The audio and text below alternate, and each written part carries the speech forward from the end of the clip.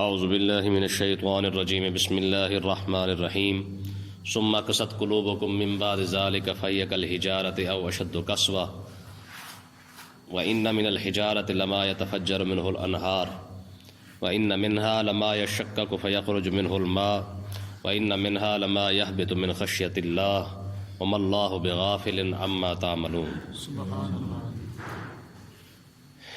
یہ آیت آقا علیہ الصلوۃ والسلام کے دور کے یہودیوں کے بارے میں نازل ہوئی ہے، اور دوسری روایت یہ ہے کہ یہ موسیٰ علیہ الصلوۃ والسلام کے دور کے یہودیوں کے بارے میں نازل ہوئی ہے، لیکن دونوں ہیں، مراد دونوں ہیں، لیکن ان کے جو کرتوت ہیں وہ بھی ویسے ہی تھے جیسے موسیٰ علیہ الصلوۃ والسلام کے دور کے تھے۔ لیکن یہ آیت بڑی خاص ہے، ذرا اس کو سمجھیں ذرا۔ اللہ تبارک و تعالیٰ نے ارشاد فرمایا ثم قست قلوبکم من بعد ذالک، میں ان سب باتوں کے بعد تمہارے دل سخت ہو گئے۔ کن باتوں کے بعد؟ میں اتنے معجزات تم نے دیکھے، اتنے معاملات تمہارے سامنے آ چکے ہیں، جی دریا کا پھٹ جانا، رستے بن جانا، آسمان سے کھانا نازل ہونا، اس کے بعد تمہارے لیے بادل کا آنا، رات کو ستون کا مل جانا، تمہارے بندوں کا ہلاک ہو جانا، بچھڑے کا خدا بنا کے 70,000 بندوں کا پھر قتل ہو جانا، پھر وہ دروازے سے گزرتے ہوئے بدتمیزی جو انہوں نے کی، مذاق اڑایا شریعت کا، 70,000 بندے وہاں پہ مارے گئے۔ فرمایا اتنا سب کچھ ہونے کے باوجود بھی تمہارے دل جو ہے پھر سخت ہو گئے، یعنی پھر بھی تم جو ہے وہ راستے پر، راہ ہدایت پر نہیں آئے۔ اتنا حیرت تو ہوتی ہے نا، جن کی آنکھوں کے سامنے اتنا سب کچھ ہو رہا ہے، اس کے باوجود بھی ان کا حال یہ ہے، وہ پھر بھی راہ ہدایت سے دور ہی دور ہوتے جا رہے ہیں۔ تو اللہ تبارک و تعالیٰ نے ارشاد فرمایا ثم قست قلوبکم من بعد ذالک، ان سب چیزوں کے بعد پھر تمہارے دل سخت ہو گئے۔ فہی کالحجارۃ، ایسے دل ہے جیسے پتھر ہوتے ہیں، او اشد قسوۃ، یا پتھروں کی طرح سخت ہے یا پتھروں سے بھی زیادہ سخت ہے۔ ٹھیک ہے، پتھروں کی طرح سخت ہے تمہارے دل یا پتھروں سے بھی زیادہ سخت ہے۔ آگے پتھروں کی تعریف بیان کی جا رہی ہے، ذرا سمجھانے کا انداز دیکھیں۔ فرمایا وَإِنَّ مِنَ الْحِجَارَةِ لَمَا يَتَفَجَّرُ مِنْهُ الْأَنْهَارُ، فرمایا پتھروں میں سے بھی کچھ پتھر ایسے ہیں جن سے ندیاں بہہ پڑتی ہیں، وَإِنَّ مِنْهَا لَمَا يَشَقَّقُ فَيَخْرُجُ مِنْهُ الْمَاءُ، اور پتھروں میں سے ہی کچھ پتھر ایسے ہیں جن سے جناب جو پھٹ جاتے ہیں ان سے چشمے جاری ہو جاتے ہیں، وَإِنَّ مِنْهَا لَمَا يَهْبِطُ مِنْ خَشْيَةِ اللَّهِ، اور پتھروں میں سے ہی کچھ پتھر ایسے ہیں جو اللہ کے خوف سے جو ہے وہ ڈر کے لڑک جاتے ہیں، گر پڑتے ہیں۔ وَمَا اللَّهُ بِغَافِلٍ عَمَّا تَعْمَلُونَ، اور اللہ تعالیٰ تمہارے کرتوتوں سے بے خبر نہیں ہے، جو کچھ تم کر رہے ہو وہ باخبر ہے اس سے۔ اب دیکھیں سمجھانے کا طریقہ کیا ہے۔ جب کوئی احسان فراموش سامنے ہو نا تو بندہ اسے سمجھا دیتا ہے، کہتا ہے تو احسان فراموش نکلا نا، اور تجھ سے تو فلانا ہی اچھا تھا، کہتے کہ نہیں کہتے؟ تو اتنا گیا گزرا اتنا احسان بندہ کسی اور پر کرتا تو وہ بھی کم سے کم اتنی بات سمجھ جاتا۔ وہ کہتے ہیں نا، موٹی سی مثال ہم دیتے ہیں، کہتے ہیں جتنا میں نے تجھ پر احسان کیا نا، اگر بندہ کتے کو روٹی ڈالے نا تو وہ بھی کم سے کم مالک کے سامنے دم ہلا ہی لیتا ہے، ٹھیک ہے نا، یعنی کتا بھی اتنا احسان فراموش نہیں ہوتا جتنا احسان فراموش تو نکلا ہے۔ تو یہ ایک سمجھانے کا طریقہ ہے، ٹھیک ہے، احساس دلانے کا طریقہ ہے۔ تو اللہ تبارک و تعالیٰ نے فرمایا تمہارے دل اتنے پتھر ہو گئے، پتھروں سے بھی زیادہ سخت ہے، اتنا سب کچھ تم نے اپنی آنکھوں سے دیکھا ہے، اتنا سب کچھ تمہارے سامنے ہوا ہے، ٹھیک ہے۔ اگر اس سے مراد حضور کے زمانے کے یہودی ہیں تو مطلب یہ ہے کہ اتنا سب کچھ تم اپنی آنکھوں سے اپنی کتاب کے اندر پڑھ چکے ہو کہ تمہارے باپ دادا کے ساتھ یہ سب کچھ ہوا ہے، اس کے باوجود بھی تمہارے دل سخت ہو چکے ہیں، ٹھیک ہے۔ پھر اللہ تبارک و تعالیٰ نے ارشاد فرمایا اتنے تمہارے دل سخت ہے کہ پتھر بھی ہے نا، پتھروں کی بھی حالت یہ ہے، کوئی حالانکہ پتھر دیکھے نا کتنا سخت ہوتا ہے، انگلی نہیں جاتی، لیکن فرمایا پتھر بھی ایسا جتنا مرضی سخت ہو نا، پتھروں سے چشمے بھی جاری ہو جاتے ہیں، پتھروں سے پانی نکلنا بھی شروع ہو جاتا ہے، لیکن تمہارے دل اتنے سخت اور غلیظ قسم کے دل ہے، ٹھیک ہے، کہ اتنی بات بھی تمہارے دل کے اندر داخل ہونے کے لیے جو ہے وہ نہیں ہو سکتی ہے، تمہارے دل ان سے بھی زیادہ سخت ہو چکے ہیں۔ پھر آگے دیکھیں، فرمایا وَإِنَّ مِنْهَا لَمَا يَهْبِطُ مِنْ خَشْيَةِ اللَّهِ، فرمایا کچھ پتھر تو ایسے ہیں جو اللہ کے خوف سے ہی لڑک جاتے ہیں۔ پہاڑ کے اوپر سے پتھر گرنا شروع ہو جاتے ہیں نا، یہ کوئی اوپر سے پھینک نہیں رہا ہوتا، بلکہ کیا ہوتا ہے، فرمایا جب پتھر کو وہ احساس ہوتا ہے، رب کا خوف آتا ہے نا، تو رب کے خوف کی وجہ سے نیچے گر جاتا ہے۔ فرمایا ظالم پتھروں کے اندر بھی خدا کا خوف موجود، اور تم نے تورات پڑھی ہے، سارا کچھ پڑھا ہے، سب کچھ اپنی آنکھوں سے دیکھا ہے، پھر بھی تمہارے دل کے اندر خدا کا خوف نہیں آیا، تو اس کا مطلب کیا ہے؟ فرمایا ہر وہ دل جو قرآن سن کے اسلام کی ہدایات سامنے ہونے کے باوجود جسے اثر نہ پڑے، سمجھ لو کہ اس کا دل کتنا سخت ہوگا۔ آقا علیہ السلام نے ارشاد فرمایا کہ پچھلی امتوں کے اندر چہرے بدل جایا کرتے تھے، مسخ ہو جایا کرتے تھے، فرمایا یہ چھوٹا عذاب ہے، فرمایا میری امت کے اندر بڑا عذاب ہے، رب چہرے مسخ تو نہیں کرے گا لیکن رب دل مسخ کر دے گا۔ تو علماء نے یہ مسئلہ لکھا ہے، فرماتا ہے چہرے کا مسخ ہونا چھوٹا عذاب ہے اور دل کا مسخ ہو جانا یہ بڑا عذاب ہے، ٹھیک ہے نا جی؟ جیسے میں نے آپ کو پہلے بتایا تھا، اللہ تبارک و تعالیٰ نے فرمایا فَإِنَّهَا لَا تَعْمَى الْأَبْصَارُ وَلَكِنْ تَعْمَى الْقُلُوبُ الَّتِي فِي الصُّدُورِ۔ رب جب کسی کو سزا دیتا ہے نا، اس کو اندھا نہیں کرتا بلکہ کیا کرتا ہے؟ اس کے دل کو اندھا کر دیتا ہے، حق نظر نہیں آئے گا۔ آج دیکھیں ہمارے دل کتنے سخت ہو گئے ہیں۔ اب ہم اپنے گریبان میں تنہائی میں بیٹھ کے کبھی سوچیں نا کہ یار آخر کیا وجہ ہے کہ ہم دن رات قرآن سن کے ہمارے اوپر اثر کیوں نہیں ہوتا؟ یار کیسی عجیب قوم ہے۔ اس آیت کو خدا کی قسم زبانی یاد کر کے سوچنے والی بات ہے کہ اللہ تبارک و تعالیٰ نے جو دل راہ ہدایت کو قبول نہ کر سکے، جو دل اسلام کو نہ سمجھ سکے، جو دل قرآن کے اوپر آ کے پگھل نہ سکے، رب کا پیغام سننے کے باوجود جس پر اثر نہ ہو، ہمارا اس کا مطلب یہ ہے کہ تو پتھروں سے بھی گیا گزرا ہے۔ کیوں جی؟ آقا علیہ الصلوۃ والسلام نے ارشاد فرمایا دل کی نرمی جو ہے یہ خدا کی طرف سے رحمت ہوتی ہے، اور لوگ سمجھتے ہیں کہ رو پڑنا نا یہ دل کا نرم ہونا ہے، حالانکہ رونا دل کا نرم ہونا نہیں ہے، رونا دل کا نرم ہونا نہیں ہے۔ دل کا نرم ہونا کیا ہے؟ علماء فرماتے ہیں کہ جب تمہارے اندر اسلام کی فکر پیدا ہو جائے تو سمجھ لو کہ تمہارا دل رب نے نرم فرما دیا ہے۔ اگر تمہیں اسلام کی فکر نہیں نا تو پھر فرمایا جتنا مرضی روتے رہو، پٹتے رہو، جو مرضی کرتے رہو، ٹھیک ہے، لیکن اس سے یہ نہ سمجھنا کہ تمہارا دل نرم ہو چکا ہے۔ تو بہرحال یہ اللہ تبارک و تعالیٰ نے مثال سے سمجھایا ہے۔ آگے دیکھیں جی، فرمایا افتطمعون ان یؤمنوا لکم، اب یہ مسلمانوں سے خطاب ہو رہا ہے، اور بات یہ اتنی بڑی بات کی گئی ہے، میں نے جب صبح اس پڑھنا شروع کیا تو میں خود بڑا پریشان ہوا اس بات کو سن پڑھ کے۔ اب ذرا دیکھیں یہ کیا کہا ہے، فرمایا افتطمعون، صحابہ کرام کو فرمایا جا رہا ہے، فرمایا تم یہ امید لگا کے بیٹھے ہو ان یؤمنوا لکم کہ یہ تم پر ایمان لائیں گے، یہ یہودی یہ بھی تمہارے ساتھ ایمان لے آئیں گے، یعنی جس طرح تم نے کلمہ پڑھ لیا ہے، راہ ہدایت تمہیں مل گئی ہے، تم کیا سمجھتے ہو کہ جس طرح تم نے ایمان قبول کر لیا ہے، تم اسلام کو قبول کر چکے ہو، کیا خیال ہے تمہارا کہ یہ بھی کر لیں گے؟ فرمایا سوال ہی پیدا نہیں ہوتا۔ کیوں؟ فرمایا اس وجہ سے کہ وَقَدْ كَانَ فَرِيقٌ مِّنْهُمْ، فرمایا انہی میں سے، کن میں سے؟ انہی یہودیوں میں سے، فرمایا یہودیوں میں سے کچھ ایسے لوگ تھے یسمعون کلام اللہ، جنہوں نے اللہ کے کلام کو سنا ہے، اللہ کے کلام کو سنا ہے۔ تم تو یہ امید لگا کے بیٹھے ہو کہ شاید یہ کلمہ پڑھ لے، کیونکہ انصار جو صحابہ کرام تھے نا مدینہ پاک والے، ان کے پڑوسی یہودی تھے، تعلقات تھے ایک دوسروں کے ساتھ، تو صحابہ کرام نا دل کے اندر بڑی تکلیف تھی ان کو کہ یار کاش کہ یہ بھی کلمہ پڑھ لے۔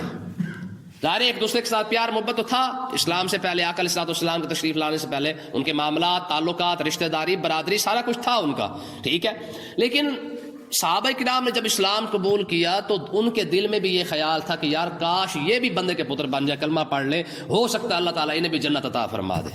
ہمدردی تو تھی، تو اللہ تبارک و تعالیٰ نے ارشاد فرمایا محبوب آپ اپنے صحابہ کو فرما دیں، فرمایا یہ جو امید لگا کے بیٹھے ہیں نا کہ ان یؤمنوا لکم کہ یہ ایمان لے آئیں گے، ان کے سمجھانے سے ایمان لائیں گے، فرمایا نا قد کان فریق منہم یسمعون کلام اللہ، تم تو خود ان کو جا کے سمجھاتے ہو، ان میں سے کچھ ایسے لوگ تھے جنہوں نے خود رب کا کلام سنا ہے، تورات کو پڑھا ہے۔ رب کا کلام سننے سے مراد کیا ہے؟ تورات کو پڑھا ہے۔ ہم نے تو خود باقاعدہ تمہارے آنے سے پہلے تو ہم نے ان کو کتاب عطا فرمائی ہے، 4000 سے زیادہ نبی انہی کے پاس بھیجے ہیں، موسیٰ علیہ السلام جلیل القدر رب کا کلیم اللہ انہی کے پاس آیا ہے، ٹھیک ہے، یسمعون کلام اللہ، انہوں نے رب کے کلام کو سنا ہے۔ کیا کیا پھر انہوں نے؟ فرمایا ثم یحرفونہ من بعد ما عقلوہ وہم یعلمون، فرمایا کہ جیسے انہوں نے رب کے کلام کو سنا اس کے بعد جو ہے وہ رب کے کلام کو انہوں نے بدل ڈالا، خود نہیں بدلے، کیا کیا؟ رب کے کلام کو بدلا ہے، ٹھیک ہے، من بعد ما عقلوہ وہم یعلمون، اور یہ نہیں کہ انجانے سے بدل دیا ہے، جاہل تھے اس لیے ان کو پتہ نہیں چلا بدلا گیا، فرمایا نا من بعد ما عقلوہ، سمجھنے کے بعد بدلا ہے، وہم یعلمون، جان بوجھ کے بدلا انہوں نے۔ مجھے آپ بتائیں یہ کتنے ظالم اور خبیث قسم کے لوگ ہیں، ٹھیک ہے، اور آج ہم یہ سمجھتے کہ یہ ہمارے لیے خیر خواہ ہوں گے. یار جو لوگ اپنی کتاب کے ساتھ خیر خواہ نہیں نکلے, جنہوں نے اپنے نبیوں کے ساتھ خیر خواہ نہیں نکلے, ٹھیک ہے جی, موسیٰ علیہ السلام پر انہوں نے بڑے بڑے الزام لگائے. حالانکہ موسیٰ علیہ السلام نے کون سا احسان تھا جو موسیٰ علیہ السلام نے نہیں کیا ان پر؟ غلامی سے نکالنے کے بعد, یار آسمان سے کھانے اتارنے کے بعد, توبہ کروانے کے بعد سب احسان موسیٰ علیہ السلام نے ان پر کیے. یا انہوں نے مانا؟ جتنا بڑے سے بڑا غلیظ سے غلیظ الزام تھا انہوں نے موسیٰ علیہ السلام پر لگایا ہے.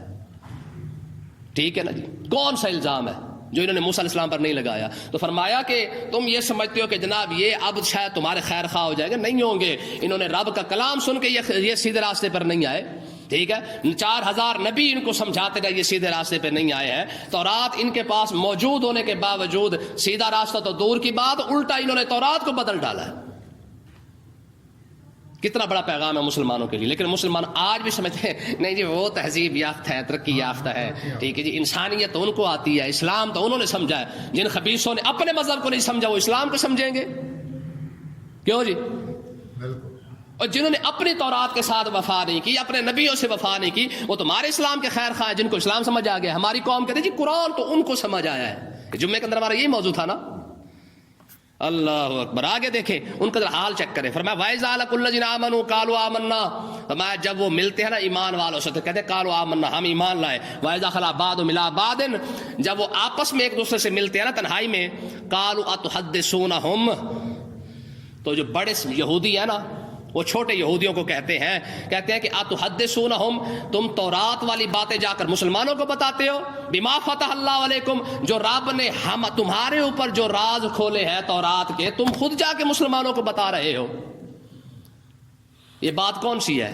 ہوا یہ کہ جو چھوٹے درجے کے جو یہودی تھے نا, جب وہ جاتے نا مسلمانوں کے پاس, منافق بھی تھے ان میں یہودیوں کے اندر, اور کچھ ایسے تھے جو بالکل نچلے درجے کے یہودی تھے, یہ جا کے نا مسلمانوں کہتے میاں تم نے جو کلمہ پڑھا ہے صحیح پڑھا, اسی پر قائم رہو, تمہارا نبی واقعی سچا نبی ہے, تمہارے نبی کی شان ہماری تورات میں موجود ہے. اندازہ کریں ذرا, ٹھیک ہے. کہتے میاں تم جہاں لگے ہو نا لگے رہنا, ڈٹ کے لگے رہنا, تمہارے نبی کی شان ہماری تورات میں موجود ہے. اب جب یہ باتیں انہوں نے مسلمانوں سے کی تو ظاہر ہے مسلمانوں کا ایمان, فَأَمَّا الَّذِينَ آمَنُوا فَزَادَتْهُمْ ایمانا, ان کا تو ایمان اور بڑھتا کہ بڑے بلے بھی ہمارے نبی کی شان تو تورات کے اندر بھی موجود ہے, تو ظاہر ایمان اور زیادہ بڑھ جاتا صحابہ کرام کا. جب یہ واپس آئے نا تو بڑے جو منافق بیٹھے تھے نا, سیٹھ سردار, انہوں نے ان کو بلا کے کہا, انہوں نے کہا بے وقوفو یہ تم کیا کر رہے ہو, بما فتح اللہ علیکم, جو رب نے تمہارے اوپر جو علم کو کھولا ہے, تورات کا علم جو رب نے تمہیں دیا, تم خود ہی جا کے انہی کو بتا رہے ہو. کیوں؟ لِيُحَاجُّوكُمْ بِهِ عِندَ رَبِّكُمْ, کل قیامت کے دن وہ تمہارے سامنے دلیل بنا دیں. کس بات کی؟ یعنی قیامت والے دن تمہارے ہی سامنے تمہاری مخالفت کے اندر کھڑے ہو کے کہیں گے کہ پروردگار انہوں نے بتایا تھا کہ تورات کے اندر تیرا نبی کے بیان ہوا تھا, تیرا نبی واقعی سچا ہے, پھر کیا کرو گے؟ یعنی جو دلیلیں تمہارے پاس موجود ہے, تم نے اپنی تورات سے تو ہمیں بتایا تھا دنیا کے اندر کہ جناب واقعی تمہارے نبی کی شان موجود ہے, تمہارا نبی سچا ہے. اگر انہوں نے رب کے سامنے جا کے یہ بات کر دی پھر کہاں جاؤ گے؟ افلا تعقلون, اور تمہیں عقل کوئی نہیں, تم اپنے راز کی باتیں ان کو جا کے بتا رہے ہو. کیوں آپ نہیں بدلے, سچ جاننے کے باوجود بھی ان کو کہہ رہے کہ خدا کا واسطہ ان کو جا کے نہ بتاؤ. پہلے بھی قرآن نازل ہو رہا ہے, یہ تھوڑا تھا, اوپر سے تم نے تورات والی شانیں بھی جا کے ان کو بتانے شروع کر دی ہیں. جی آیت نا یا ایھا النبی انا ارسلناک شاہدا ومبشرا ونذیرا, میں نے سنائی تھی نا 2-4 دن پہلے. مجھے آپ بتائیں یہ یا ایھا النبی انا ارسلناک شاہدا, یہ آیت قرآن کے اندر بھی موجود ہے, تورات کے اندر بھی موجود ہے. ٹھیک ہے, آگے دیکھیے آخری آیت, وَأَوَلَا يَعْلَمُونَ أَنَّ اللَّهَ يَعْلَمُ مَا يُسِرُّونَ وَمَا يُعْلِنُونَ. کیسی بات اللہ نے فرمائی ہے. فرمایا اَوَلَا يَعْلَمُونَ, کیا یہ نہیں جانتے, یہ یہودی کیا نہیں جانتے, أَنَّ اللَّهَ يَعْلَمُ, رب تو جانتا ہے نا. جو تم کر رہے ہو یہ کیا خیال ہے, تم جو سمجھا رہے ہو چھوٹوں کو بھی ادھر جا کے نہ بتایا کرو. اور رب نہیں جانتا ان باتوں کو, ما یسرون وما یعلنون, اور جو کچھ تم چھپا رہے ہو, جو ما یسرون وما یعلنون, جو کچھ تم چھپا رہے ہو اور جو کچھ تم ظاہر کر رہے ہو, اور تم یہاں چھپا رہے ہو نا, لوگوں کے سامنے چھپا رہے ہو. ان اللہ یعلم, رب نہیں جانتا ان باتوں کو. آج تم لوگوں کو تو کہتے ہو بھائی رب کے سامنے جا کے انہوں نے کہہ دیا کہ یا مالک انہوں نے بتایا تھا میں تورات واقعی سچی کتاب ہے, تیرے نبی کی شان تورات میں موجود تھی, پھر ہم کیا کریں گے رب کے سامنے؟ میں بے وقوفو تم اس بات سے تو ڈر گئے کہ قیامت کے دن ہمارے لیے دلیل نہ بڑی کھڑی کر دی جائے کہ رب خود نہیں اس بات کو جانتا؟ کیسے مثال سے اللہ تبارک و تعالیٰ نے سمجھایا ہے. تو اب دیکھیں اس کا مطلب یہ کہ حق جانتے ہوئے حق کو چھپانا یہ یہودیوں کا طریقہ ہے. یار کتنی بڑی بات ہے کہ ان کے سامنے حق آ گیا تھا، اس کے باوجود بھی انہوں نے جان بوجھ کے چھپا لیا. کیوں؟ اس لیے کہ شاید ہمیں ماننا نہ پڑ جائے. اور آج بھی دیکھ لیں لوگوں کا یہی طریقہ ہے، صرف اسی وجہ سے یار اسلام کو نہیں مانتے کہ کہیں ہمیں اس پر عمل نہ کرنا پڑ جائے. ٹھیک ہے، دیکھیں نا اپنے مسئلے کی بات آتی ہے تو لوگ جھٹ کر کے مان جاتے ہیں. سوگ والی بات پورے پنڈ نے مانی ہے کہ نہیں مانی؟ اگر یہ مسئلہ برحق ہے تو دوسرے سارے مسئلے بھی تو برحق ہیں کہ نہیں ہیں؟ تو یہ انسان کی فطرت میں یہ بات شامل ہے کہ جب اپنی مرضی کی مسئلہ آ جائے تو انسان اس پر خوش ہو جاتا ہے، اور جب اپنی مرضی کا مسئلہ نہ آئے تو پھر یہی دیکھیں یہ بات ہے. حالانکہ اللہ تبارک و تعالیٰ نے یہ بات قرآن مجید میں صحابہ کی شان بیان فرمایا کہ جو ایمان والے ہیں نا، ایمان والے پہلے ایمان والے تو صحابہ کے نام ہے نا، ان کی خصوصیت یہ ہے کہ ان کو چاہے مسئلہ ان کی طبیعت کے مطابق ہو، چاہے مسئلہ ان کی طبیعت کے مطابق نہ بھی ہو، ان کو اچھا لگے یا نہ لگے، اس کے باوجود بھی وہ کہتے ہیں پروردگار جو تو نے فرما دیا بس وہی حق ہے، ہم اسی پر ایمان لاتے ہیں. جی میں نے آپ کو بتایا نا اصول مومن بندے کا اصول یہ ہے کہ جب اللہ تعالیٰ کا حکم آ گیا، جب رسول اللہ نے کوئی حکم فرما دیا تو پھر ہماری مرضی کیا ہے. سمجھے ایمان کا تقاضا تو یہ تھا کہ جب کوئی عالم دین مسئلہ کوئی بتا دیتا سمجھا دیتا تو بات تو وہیں پہ ختم ہو جانی تھی نا. لیکن آج لوگ کہتے ہیں جی بات تو ٹھیک ہے پر سمجھا کریں مجبوری ہے. وہ پر اور لیکن بیچ میں کھڑا ہوا ہے، ٹھیک ہے نا. اور پر اور لیکن تو ان کا بھی بیچ میں یہی کھڑا ہوا تھا. یہودی کہتے تھے آپ ہیں سچے نبی، خود حضور کو آ کے کہتے تھے، ٹھیک ہے نا جی، خود حضور کو کہتے تھے کہ جی آپ سچے نبی ہیں. اس کے باوجود بھی بس کیا ہے ان کی ہٹ درمی جو ہے وہ نہیں جاتی تھی. ابو جال بھی یہی بات کرتا تھا، کہتے کیا کریں مجبوری ہے. آج مجبوری ابو جال کو کہاں تک لے گئی ہے؟